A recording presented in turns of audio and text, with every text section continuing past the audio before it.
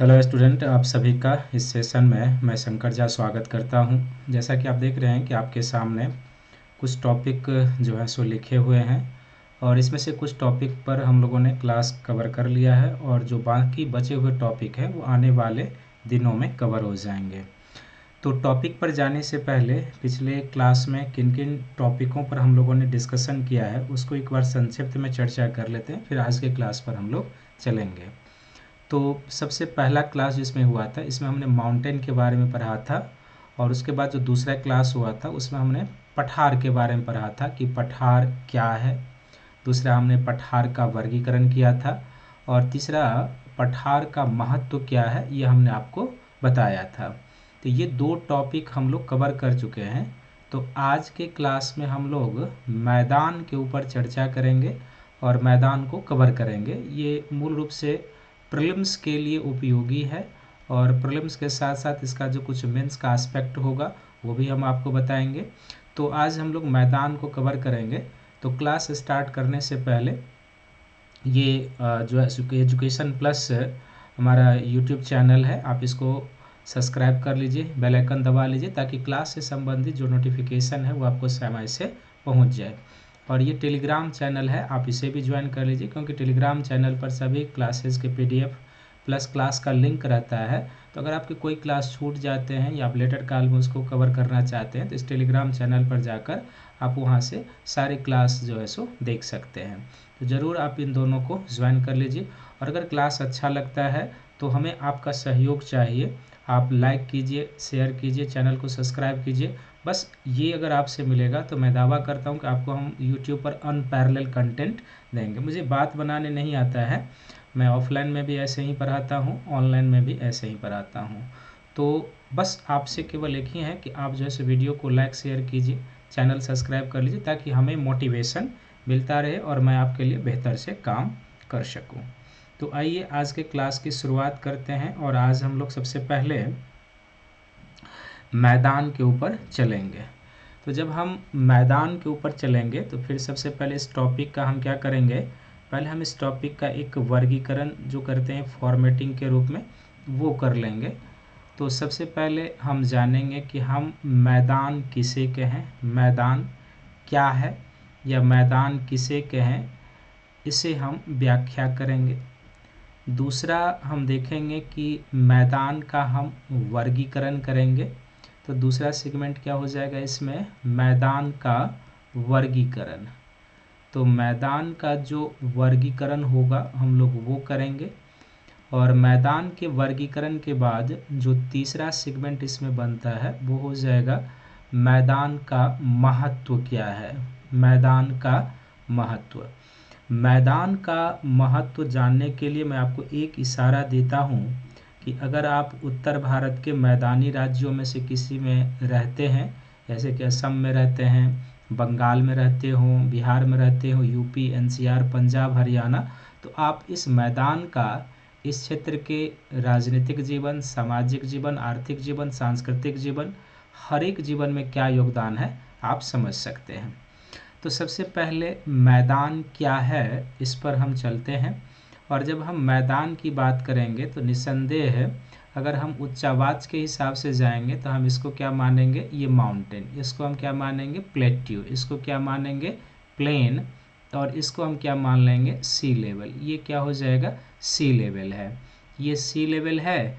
तो ये जो रिलीफ है इसको हम क्या मानेंगे, एक तरीके से ये मैदान मान लेंगे समझने के लिए। इस रिलीफ को हम क्या मानेंगे, इस रिलीफ को हम पठार मानेंगे और इस रिलीफ को नॉर्मल कंडीशन में हम पर्वत मानेंगे। तो मैदान जो है यह भी एक प्रकार का क्या है, उच्चावाच की श्रेणी में आता है, उच्चावाच की श्रेणी में आता है।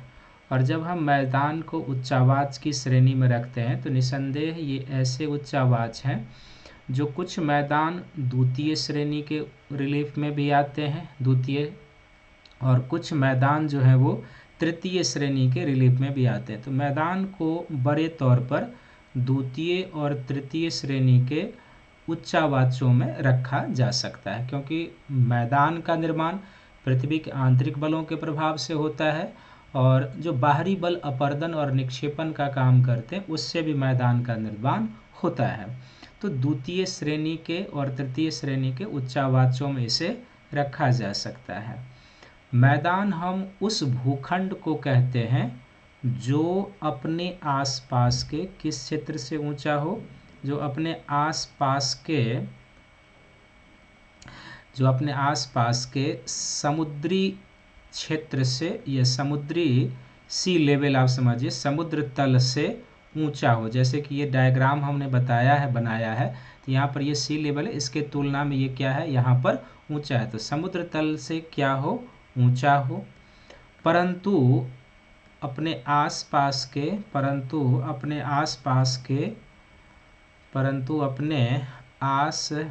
के पठार से क्या हो, अपने आसपास के पठार एवं पहाड़ों से निम्न ऊंचाई का हो। पहाड़ों से क्या हो, पहाड़ों से निम्न ऊंचाई का हो। हमने यहाँ पर हाइट मेंशन नहीं किया है कि समुद्र तल से वो कितनी ऊंचाई पर होगा। कुछ किताबों में हाइट को मेंशन किया हुआ, बट वो लॉजिकली और साइंटिफिकली सही नहीं है। विश्व के कई ऐसे मैदान हैं जो समुद्र सी लेवल के नीचे भी मिलते हैं, और बहुत सारे ऐसे मैदान हैं जो 4000-5000 मीटर की ऊंचाई पर ही मिलते हैं। तो हम एल्टीट्यूड को इसका पैमाना नहीं मान सकते। तीसरा मैदान हम उस भूखंड को कहेंगे जो क्या होते हैं, ढाल अत्यंत मंद, यानी कि नहीं के बराबर, ढाल अत्यंत मंद होते हैं। और चौथा जो मैदान होते हैं, ये मैदान क्या होते हैं, तो एक तरीके से सब आप यह कह सकते हैं कि जो मैदान होते हैं, कुछ मैदान विश्व में ऐसे हैं जो समुद्र तल से कम ऊंचाई पर मिलते हैं, समुद्र तल से कम या निम्न ऊंचाई के हैं, है ना। इसका एग्जाम्पल हमें मिलता है, जैसे नीदरलैंड के जो लोग हैं ना, या नीदरलैंड में हमें पोल्डर का मैदान मिलता है। नीदरलैंड में कौन सा मैदान मिलता है, पोल्डर का मैदान, पोल्डर प्लेन, पोल्डर का मैदान। और ये जो पोल्डर का मैदान है बेसिकली समुद्र के भूमि को सुखाकर बनाया जाता है। इसी तरीके से मध्य ऑस्ट्रेलियाई बेसिन जो है, मध्य ऑस्ट्रेलियाई बेसिन, ये जो मध्य ऑस्ट्रेलियाई बेसिन है ये भी समुद्र तल से नीचे है। नीदरलैंड के लोग क्या करते हैं, जैसे आप देखेंगे कि अगर हम इसे यूरोप का मानचित्र मान लें इस तरीके से कुछ यहाँ पर, तो नीदरलैंड उत्तर सागर के किनारे, यहाँ के लोग क्या करते हैं, समुद्र की भूमि को पहले दीवार बनाकर घेर लेते हैं, और इस दीवार को यहाँ पर क्या कहा जाता है, डाइक कहा जाता है। और दीवार बनाकर जब समुद्र को घेर लेते हैं, इस डाइक के पानी को फिर क्या करते हैं, बाहर निकाल देते हैं। अब इस डाइक के पानी को बाहर निकाल देते हैं तो सागर का जो फ्लोर है वो एक ज़मीन के रूप में प्राप्त हो जाता है इनको। इसी को हम यहाँ पर क्या कहते हैं, पोल्डर मैदान कहते हैं। तो ये जो पोल्डर मैदान है ये बेसिकली सी लेवल से नीचे होता है। तो पोल्डर मैदान समुद्र तल से नीचे, और मध्य ऑस्ट्रेलियाई बेसिन जो है ये भी समुद्र तल से नीचे, यानी कि इसकी ऊंचाई जो है सी लेवल से नीचे है। तो इसलिए मैदान जो होता है ये एक ऐसी रिलीफ है जो उसे हम द्वितीय और तृतीय श्रेणी को उच्चावाच में रखेंगे। ये ऐसे भूखंड होते हैं जो अपने आसपास के समुद्र तल से ऊंचे हों नॉर्मल कंडीशन में, और अपने आसपास के पर्वतों और पठार से इनकी ऊंचाई कम हो। ढाल मंद, बिल्कुल सपाट होते हैं, फ्लैट होते हैं।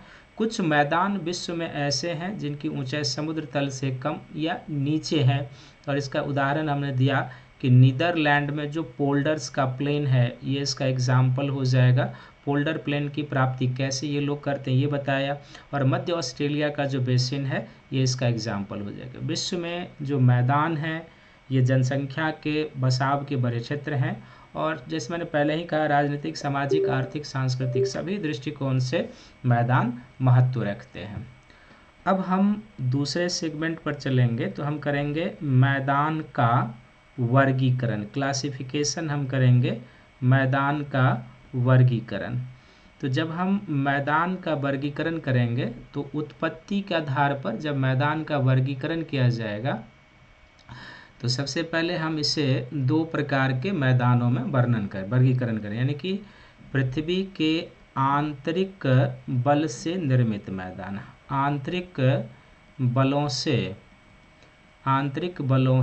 निर्मित मैदान। कुछ ऐसे मैदान होते हैं जो पृथ्वी के आंतरिक बल से निर्मित होते हैं, और कुछ मैदान ऐसे होंगे जो पृथ्वी के बाह्य बलों के प्रभाव से निर्मित होते हैं। बाह्य बलों के प्रभाव से, बाह्य बलों के प्रभाव से, बाह्य बलों के प्रभाव से जो मैदान निर्मित होंगे उन्हें भी हम दो कैटेगरी में रख सकते हैं।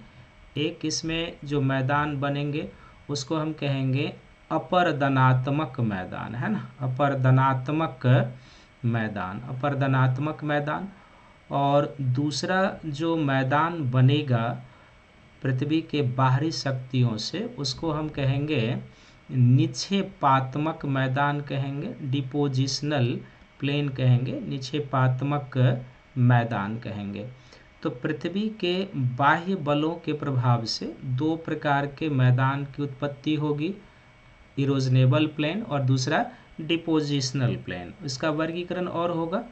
आंतरिक बलों के प्रभाव से जो मैदान बनेंगे इसको भी पहले हम दो भागों में बांट लेंगे। इसमें एक बनेगा जिसको हम कहते हैं संरचनात्मक मैदान, स्ट्रक्चरल प्लेन कहेंगे, संरचनात्मक मैदान, है ना। और दूसरा जो मैदान पृथ्वी के आंतरिक शक्तियों के प्रभाव से बनेगा हम उसे लावा मैदान कहते हैं, लावा का मैदान कहेंगे। और जब हम लावा का मैदान कहेंगे तो इस मैदान का निर्माण किस प्रकार से होगा ये अब कंफर्म हो गया होगा। लावा का जो मैदान है ये बनता है बेसिकली किस प्रकार से, तो ज्वालामुखी के दरारी उद्भेदन की क्रिया से, ज्वालामुखी के दरारी उद्भेदन की क्रिया से, दरारी उद्भेदन से। तो इसका अर्थ ये हुआ कि अगर ज्वालामुखी के दरारी उद्भेदन क्रिया से निकले हुए मैग्मा का प्रसार बड़े क्षेत्रों में हो जाए, यानी कि इस उद्भेदन से मैग्मा निकला और इसका प्रसार क्या हो जाए, बड़े क्षेत्रों में हो जाए, लेकिन उस मैग्मा की थिकनेस जो है वो अधिक ना हो। तो अगर ज्वालामुखी के विस्फोट से निकला मैग्मा का प्रसार बड़े क्षेत्रों में हो जाए और उसकी थिकनेस कम हो तो उसको हम लावा मैदान के नाम से जानते हैं, उसे हम क्या कहेंगे, लावा मैदान। तो इसका अर्थ ये हुआ कि जो लावा मैदान है जो ज्वालामुखी के दरारी उद्भेदन की प्रक्रिया से बनेगा, और इसका अर्थ है कि यदि ज्वालामुखी के दरारी उद्भेदन से निकला हुआ मैग्मा वाइडर एरिया में एक्सपेंड कर जाए, पतले परतों में उसका जमाव हो जाए, तो हम उसे क्या कहेंगे, लावा मैदान कहेंगे। और संरचनात्मक मैदान जो होता है इसको हम दो भागों में रखेंगे। एक होता है संरचनात्मक उत्थान वाले मैदान, स्ट्रक्चरल अपवार्पिंग कहेंगे, संरचनात्मक उत्थान वाले मैदान, क्या कहेंगे, संरचनात्मक उत्थान वाले, है ना। और विश्व में संरचनात्मक उत्थान वाले मैदान का जो सबसे बेस्ट एग्जाम्पल है वो हो जाएगा यूएसए का अटलांटिक तटीय मैदान। क्या हो जाएगा, यूएसए का जो अटलांटिक तटीय मैदान है ये इसका एग्जाम्पल हो जाएगा। इसका अर्थ ये हुआ कि यूएस का जो अटलांटिक तटीय मैदान है वो बेसिकली समुद्र की भूमि बाहर निकली। इसका अर्थ ये है कि अगर हम यूएस का ये एरिया देखेंगे, यहाँ पर जाएंगे, तो ये जो यूएस का तटीय मैदान होगा, अटलांटिक तटीय मैदान, ये अटलांटिक तटीय मैदान पृथ्वी के अंदरूनी शक्तियों के प्रभाव से जो कॉन्टिनेंटल शेल्फ होता है ये सी लेवल से बाहर हुआ है और ये यहाँ मैदान के रूप में हमें मिलता है। तो ये जो अटलांटिक तटीय मैदान है यूएसए का, ये संरचनात्मक उत्थान वाले मैदान का उदाहरण है। और दूसरा इसी तरीके से होता है जिसको हम कहते हैं संरचनात्मक धंसाव वाले मैदान, स्ट्रक्चरल डाउन वार्पिंग, संरचनात्मक धंसाव वाले। तो जब हम संरचनात्मक धंसाव वाले मैदान की बात करेंगे तो ये समुद्र तट के पास नहीं होगा, क्योंकि अगर तटीय भूमि डाउन वार्पिंग होती है तो ये सी लेवल के नीचे चला जाएगा। अगर तटीय भूमि का डाउन वार्पिंग हुआ और ये सी लेवल के नीचे चला गया तो ये समुद्र में चला जाएगा, इससे मैदान का निर्माण नहीं होगा। इसका अर्थ है कि संरचनात्मक धंसाव वाले मैदान का जो कहीं पर निर्माण होगा वो कहाँ पर होगा, तो महाद्वीप के आंतरिक भाग में, महाद्वीप के आंतरिक भाग में। और इसका दो सबसे बेस्ट एग्जाम्पल है, एक है विशाल रूसी प्लेटफॉर्म का मैदान, विशाल रूसी प्लेटफॉर्म का मैदान, विशाल रूसी प्लेटफॉर्म का मैदान। और दूसरा जो ऑस्ट्रेलिया का मध्यवर्ती मैदान हो जाएगा, जिसका जिक्र अभी हमने किया था पिछले पेज में, वो भी इसका एग्जाम्पल हो जाएगा, क्योंकि ऑस्ट्रेलिया की जो मध्यवर्ती बेसिन है वो डाउन वार्पिंग किए हुए हैं। तो ये आंतरिक बलों के प्रभाव से निर्मित मैदान हो गए। जब हम अपर्दनात्मक मैदानों की बात करेंगे तो अपर्दनात्मक मैदानों को हम अगले पेज पर ले लेते हैं ताकि हम इसको अच्छे से कवर कर सकें, है ना। तो अब हम शुरू से ही ले लेते हैं, बाह्य बल से निर्मित मैदान, है ना, जो पृथ्वी के बाहरी बलों से निर्मित होते हैं वो। तो बाह्य बल से निर्मित मैदान को सबसे पहले हमने क्या किया था, दो भागों में बांट लिया था। पहला किस बल से था, तो पहला था अपरदनात्मक मैदान। कौन सा था, अपरदनात्मक, यानी पृथ्वी के बाहरी बल जो अपर्दन की भूमिका निभाते हैं, अपर्दन का कार्य करते हैं, उनके द्वारा। तो एक हो जाएगा अपरदनात्मक और दूसरा जो हो जाएगा वो क्या हो जाएगा, निक्षेपात्मक मैदान हो जाएगा, निक्षेपात्मक मैदान। जहाँ तक अपरदनात्मक मैदान की बात है तो ये अपरदनात्मक मैदान कौन कौन बना सकता है और किस तरीके से, तो अपरदनात्मक मैदान एक हो जाएगा जिसको हम कहेंगे हिमानी घर्षित मैदान, हिमानी घर्षित मैदान हो जाएगा, हिमानी घर्षित मैदान। इसका अर्थ है कि अगर पर्वतीय और पहाड़ी क्षेत्र को हिमानी अपने अपघर्षण के कार्य से, सन्निघर्षण के कार्य से उसके शीर्ष को फ्लैट कर देती है पूरी तरीके से, तो उस मैदान को हम क्या कहेंगे, हिमानी घर्षित मैदान। इसका जो एग्जाम्पल हो जाएगा, जैसे भारत में लद्दाख रीजन में सोडा का मैदान है, सोडा का मैदान, तो इसका एग्जाम्पल हो जाएगा सोडा का मैदान है। दूसरा यहाँ पर हो जाएगा जो एक लिंगी तान का मैदान है, तो सोडा का मैदान और लिंगी तान मैदान इसके एग्जाम्पल हो जाएंगे। कैसे बनेगा, तो पर्वतीय या पहाड़ी भूमि को अगर हिमानी काफ़ी लंबे कई सौ वर्षों तक अपर्दन करने के बाद उसके शीर्ष को फ्लैट कर दे तो वहाँ जो एक मैदान बनेगा उसको हम क्या कहेंगे, हिमानी घर्षित मैदान, और इसका एग्जाम्पल ये है। दूसरा जो अपर्दनात्मक शक्तियों से मैदान बन सकता है वो किसके द्वारा बन सकता है, पवन के कार्य से, पवन के अपर्दन कार्य से, पवन के अपर्दन कार्य से। तो पवन के अपर्दन कार्य से मैदान का निर्माण कहाँ हो सकता है, तो पवन के अपर्दन कार्य से जो मैदान का निर्माण होगा वो शुष्क जलवायु दशा में, शुष्क जलवायु दशा में। और जब हम शुष्क जलवायु दशा की बात करेंगे तो इसका अर्थ हुआ कि ऐसे मैदान का निर्माण कहाँ पर हो सकता है, तो मरुस्थलीय क्षेत्रों में होगा। ऐसे मैदान हमें सहारा मरुस्थल, राजस्थान के मरुस्थल, इस तरह के क्षेत्रों में मिलेगा। और तीसरा हो जाएगा जिसको हम कहेंगे जल के अपर्दन कार्य से। किसके अपर्दन कार्य से, तो जल के अपर्दन कार्य से भी मैदान का निर्माण होता है। जल के अपर्दन कार्य से आर्द्र जलवायु दशा वाले क्षेत्रों में जल के अपर्दन कार्य से मैदान का निर्माण होता है। इसी तरीके से अगर हम निक्षेपात्मक मैदान की बात करेंगे तो निक्षेपात्मक मैदान में एक मैदान हो जाएगा जो बनेगा किसके कारण, तो पवन के निक्षेपण कार्य से, पवन के निक्षेपण कार्य से। अब आप अंदाज लगाइए पवन के निक्षेपण कार्य से कहाँ बनेगा, पवन के निक्षेपण से। तो ऑब्वियसली जब मरुस्थलीय क्षेत्र में पवन कहीं पर अपर्दन करेगी तो दूर जाकर निक्षेपण भी करेगी। तो दूर जाकर जब निक्षेपण करेगी तो उस निक्षेपण से जो मैदान बनता है उसी मैदान को हम क्या कहते हैं, लोयस का मैदान कहते हैं। ये हमें चीन में और अन्य कई क्षेत्रों में मिलता है, तो इसे हम क्या कहेंगे, लोयस का मैदान। अंतर केवल इतना ही हुआ, जैसे अगर आपने पठार वाला लेक्चर देखा होगा तो उसमें हमने बताया था कि लोयस पठार, यहाँ पर क्या है, लोयस मैदान।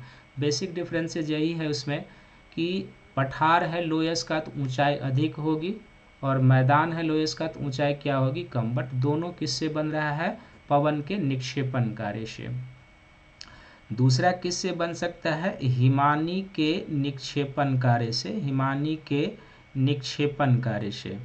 और जो हिमानी के निक्षेपण से मैदान बनेगा कहाँ पर, तो जब हिमानी पर्वतीय क्षेत्र से नीचे उतरकर पर्वतपाद के पास हिमोड को जमा कर देती है ना, हिमोड के जमा होने से, हिमोड से। तो जब पर्वतीय क्षेत्र से घाटी क्षेत्र की ओर हिमानी उतरती है तो अपने साथ जो वो अवसाद और घर्षित पदार्थ लाती है वो घाटी क्षेत्र में निक्षेपित कर देती है, जिससे मैदान बनता है। इसी मैदान को हम क्या कहेंगे, हिमोड मैदान के नाम से भी जानते हैं, आप इसे हिमोड मैदान भी कहेंगे। तो ये एक हिमानी घर्षित मैदान भी होते हैं।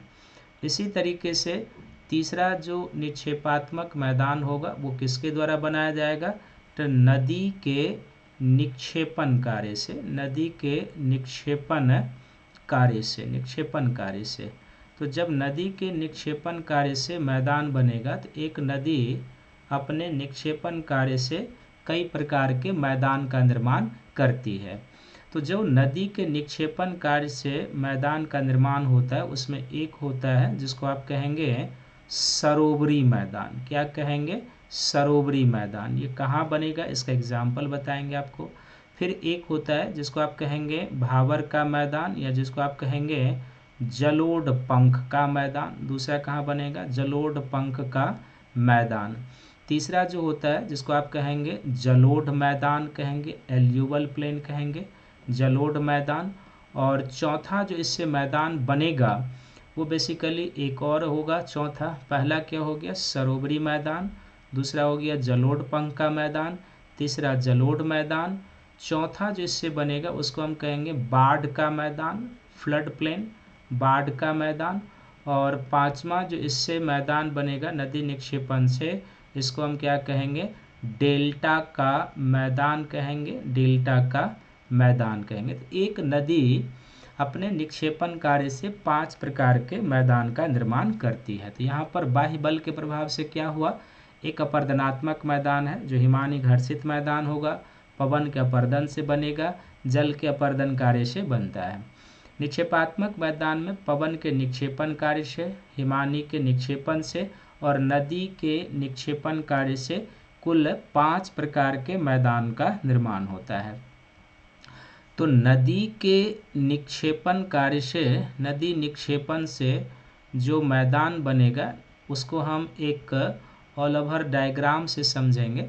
जैसे मान लीजिए कि कोई नदी है और ये माउंटेनियस रीजन से उतरना शुरू करती है, माउंटेन रीजन से, और माउंटेन रीजन से चलती है, लेकिन यहाँ पर मान लीजिए एक झील बेसिन है ना।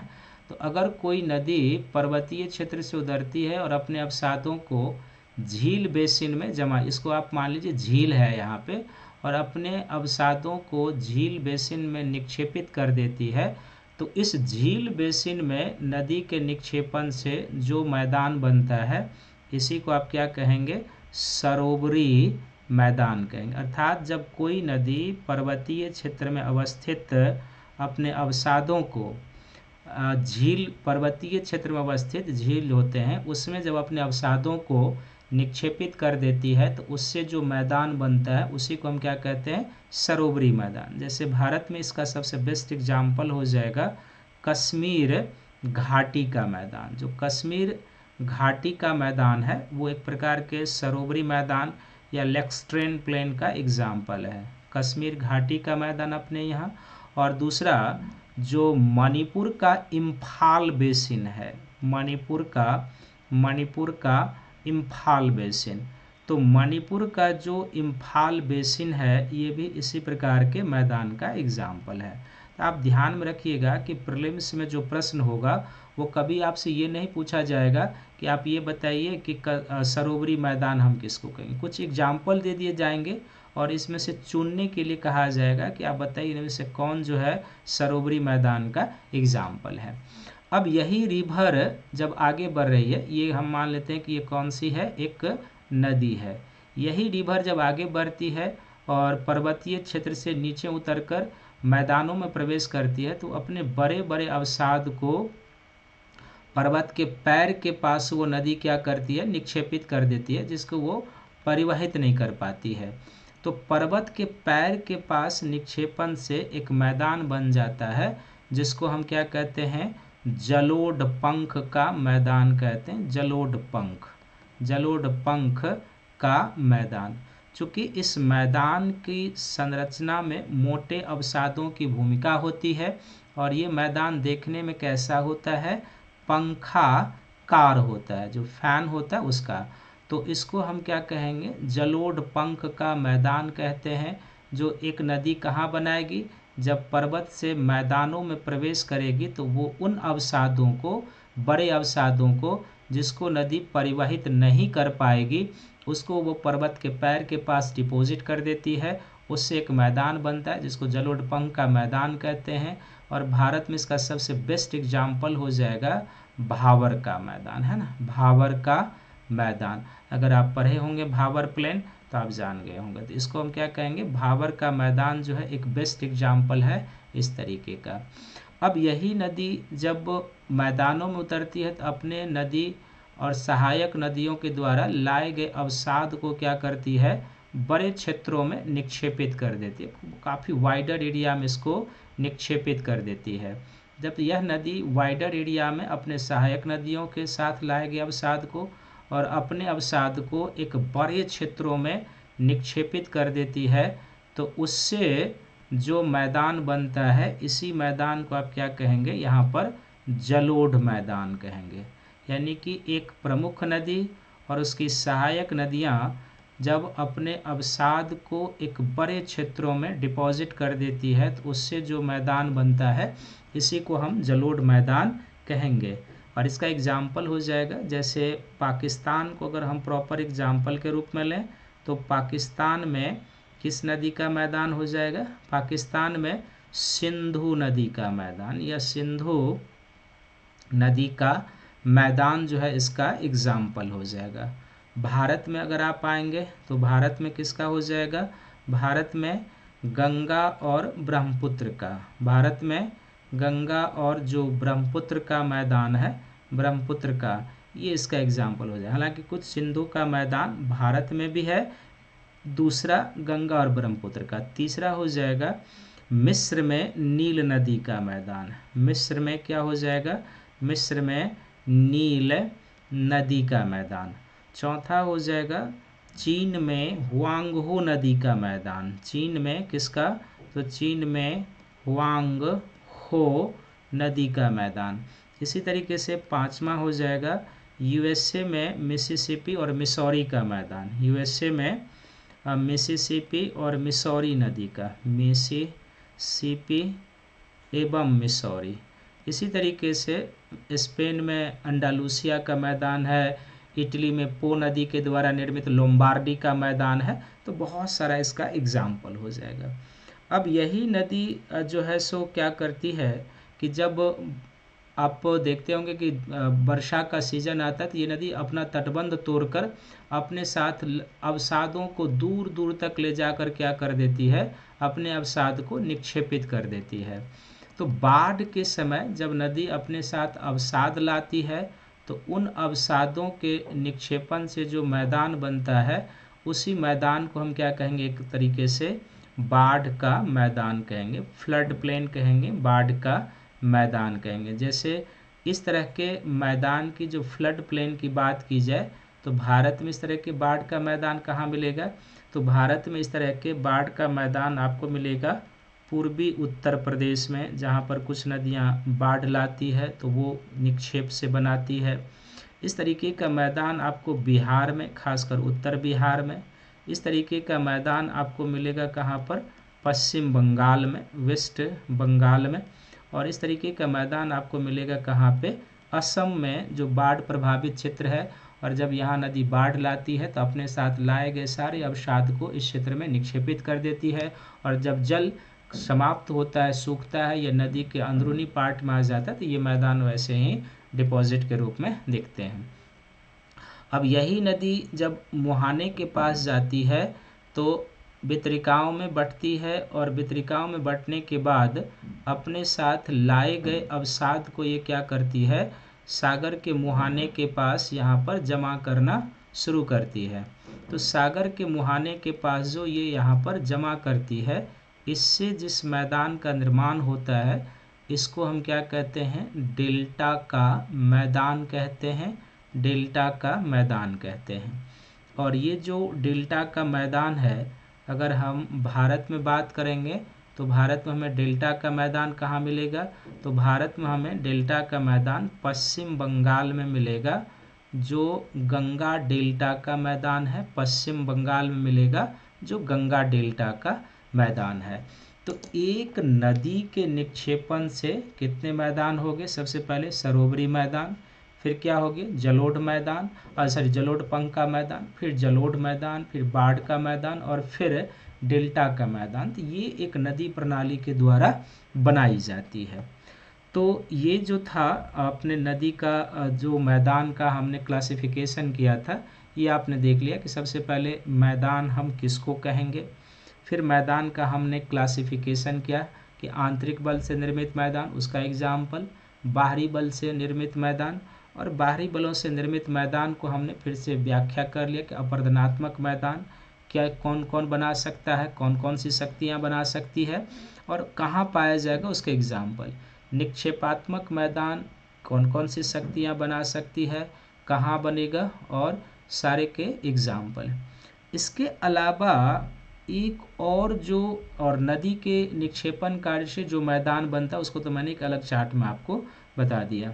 इसके अलावा एक और जो मैदान बनता है वह मैदान बनता है जिसको हम कास्ट मैदान के नाम से जानते हैं, कास्ट मैदान के नाम से, कास्ट मैदान।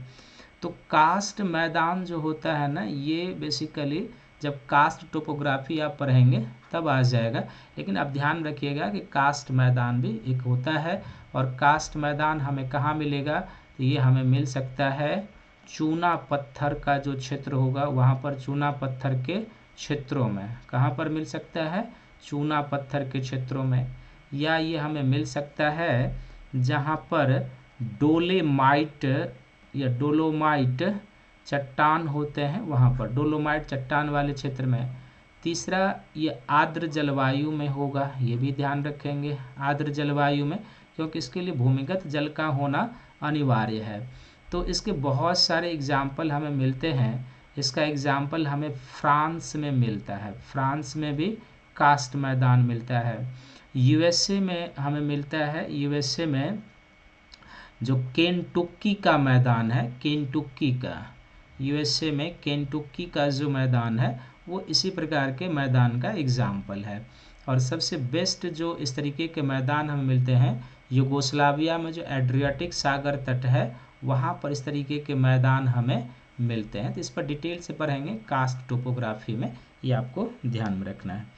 अब जब हम मैदान के महत्व की बात करेंगे तो मैदान का जो महत्व होता है वो क्या होगा, वो हमें ध्यान में रखना है, मैदान का महत्व। तो हम यहाँ पर आपको एक क्लू देते हैं, उस क्लू से आप सोचिए कि मैदान का महत्व क्या है। जैसे आप एक एग्जाम्पल ले लीजिए कि उत्तर भारत का मैदान है ना, उत्तर भारत का महान मैदान जो ग्रेट प्लेन ऑफ इंडिया है, महान मैदान, इसको आप ध्यान में रखिए। और इसको ध्यान में रखते हुए अब आप इसकी व्याख्या कीजिए कि मैदान का महत्व क्या है, क्या क्या इसकी भूमिकाएं हो सकती है, या किन किन पॉइंटों के सहारे लिखा जा सकता है। तो क्या सबसे पहले मैदान के बारे में जब हम लिखना चाहें तो क्या मैदान का हम जनसंख्या के हिसाब से लिख सकते हैं, जनसंख्या के हिसाब से, या जनसंख्या के दृष्टिकोण से। विश्व की अधिकांश जनसंख्या अधिक जनघनत्व वाले जो क्षेत्र हैं वो कौन से हैं, तो वो हमें बताना है।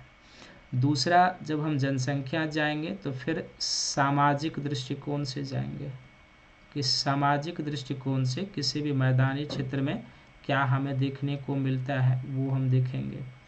तीसरा, हम यहाँ पर देखेंगे मैदान के महत्व को आर्थिक दृष्टिकोण से, है ना, आर्थिक दृष्टिकोण से। तो आर्थिक दृष्टिकोण से जब हम जाएंगे तो मैदान को किस किस पॉइंट के हिसाब से देखेंगे, तो आर्थिक दृष्टिकोण में देखेंगे उस मैदान में किस प्रकार की कृषि है।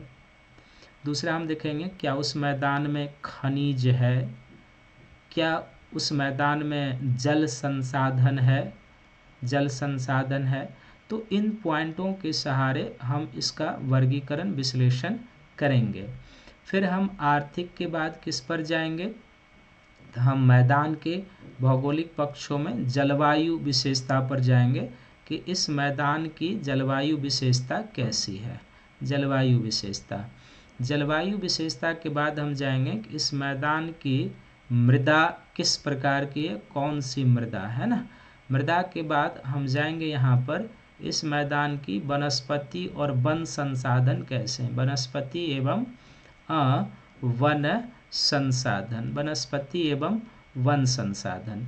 फिर हम यहाँ पर वनस्पति एवं वन संसाधन के बाद यहाँ पर हम आ जाएंगे मैदान में या किसी भी मैदान में। तो आप यहाँ पर देखो कि यहाँ की जैव विविधता क्या है, जैव विविधता के पक्षों पर प्रकाश डालिए, बायोडायवर्सिटी के पक्षों पर प्रकाश डालिए, और फिर यहाँ पर सांस्कृतिक जो पक्ष है इसमें किसी भी मैदान का, तो सांस्कृतिक दृष्टिकोण से अगर हम इसको एक आधार बना लें और बड़े पैमाने पर देखेंगे तो कुछ न कुछ राजनीतिक महत्व तो होगा ही, तो राजनीतिक महत्व। तो इस तरीके से अगर हम इतने पॉइंट के सहारे किसी भी मैदान का विश्लेषण कर देंगे उसके महत्व को, तो कॉपी चेक करने वाला भी खुश हो जाएगा। ये हेडिंग पॉइंट होगा और सबका 2-2, 4-4 लाइन में हमें क्या करना है, विश्लेषण करना है।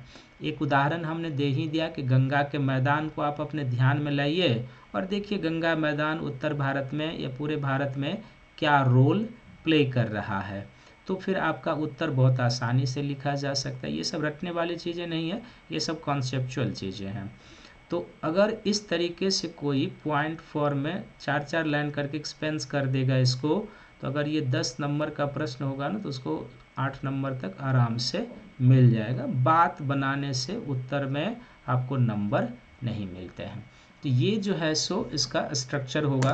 तो आपको मैंने फॉर्मेटिंग दे दिया है, सारा पॉइंट दे दिया है, आप इसको 2 लाइन में क्या कीजिएगा, 3 लाइन में लिखने का प्रयास कीजिएगा। तो आज का लेक्चर मैं यहीं समाप्त करूंगा और मैं उम्मीद करता हूं कि आपको ये वीडियो अच्छा लगा होगा। तो अगर ये वीडियो आपको अच्छा लगा तो वीडियो को लाइक शेयर ज़रूर कीजिए, अपने ग्रुप में चैनल को सब्सक्राइब कर लीजिए, बेल आइकन दबा लीजिए ताकि क्लास से संबंधित जो नोटिफिकेशन है वो आपको समय से मिलता रहे। तो अगले क्लास में हम लोग पढ़ेंगे किसके बारे में, झील और मरुस्थल के बारे में पढ़ेंगे। तो तब तक के लिए सभी को थैंक यू है, धन्यवाद है।